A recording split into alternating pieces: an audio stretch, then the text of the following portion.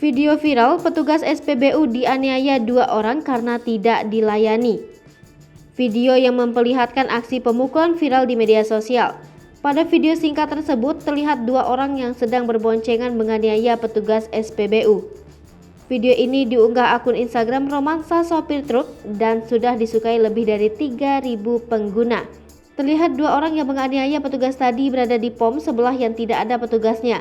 Ketika petugas sedang mengisi BBM motor yang mengantri, diduga 2 pelaku tapi tidak sabar. Berdasarkan keterangan pada video, penganiayaan petugas SPBU ini terjadi di SPBU Jababekaraya Cikarang Selatan, Kamis 28 April 2022 pagi. Pelaku pertama langsung turun dan mendatangi petugas SPBU, kemudian menamparnya dari kanan. Tidak berhenti di situ, pria berbaju merah ini segera ke depan petugas dan memukulnya dari arah kiri. Kemudian pelaku kedua yang menggunakan baju biru pun mengutarakan emosinya dan menendang petugas sampai tersungkur. Tidak lama berselang, 2 orang tadi pun pergi dari SPBU. Sampai saat ini masih belum ada keterangan resmi yang redaksi terima mengenai kejadian tersebut.